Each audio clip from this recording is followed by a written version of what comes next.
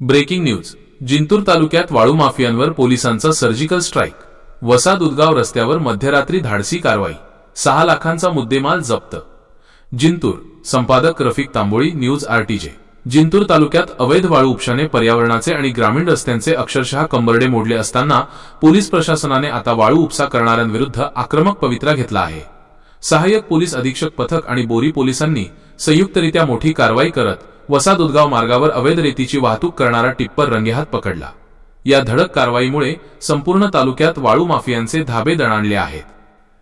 मध्यरात्रीचा थरार पहाटे 1:30 वाजता रचला सापळा. मिळालेल्या गुप्त माहितीच्या आधारे सहाय्यक पोलीस अधीक्षक जीवन बेनीवाल यांच्या मार्गदर्शनाखाली विशेष पथकाने ही मोहीम राबवली. फेब्रुवारी 28 रोजी पहाटे रात्रीचा 1:30 सुमारास जेव्हा संपूर्ण गाव निद्राधीन होते तेव्हा आसेगावपासून 1 किलोमीटर अंतरावर पोलिसांनी सापळा लावला. संशयास्पद वाटणारा टाटा कंपनीचा टिप्पर MH26AH 6587 अडवला असता त्यात विनापरवाना 2 ब्रास रेतीची बेकायदेशीर वाहतूक होत असल्याचे निष्पन्न झाले. 6.12 लाखांचा मुद्देमाल हस्तगत. पोलिसांनी आरोपी दत्ता नारायण सोनवणे वय 25 रा नामदेवनगर बोरी याला जागीच ताब्यात घेतले असून खालील मुद्देमाल जप्त केला आहे. टाटा टिप्पर किंमत अंदाजे 6 लाख रुपये.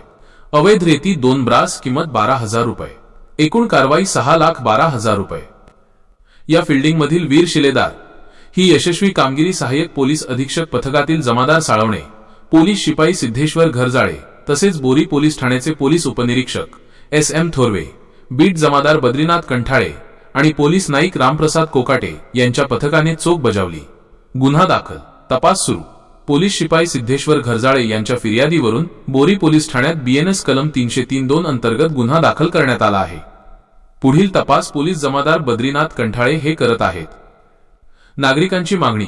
जिंतूर तालुक्यात अवैध धंद्यांनी डोकेवर काढले असताना या कारवाईचे जनतेतून स्वागत होत आहे.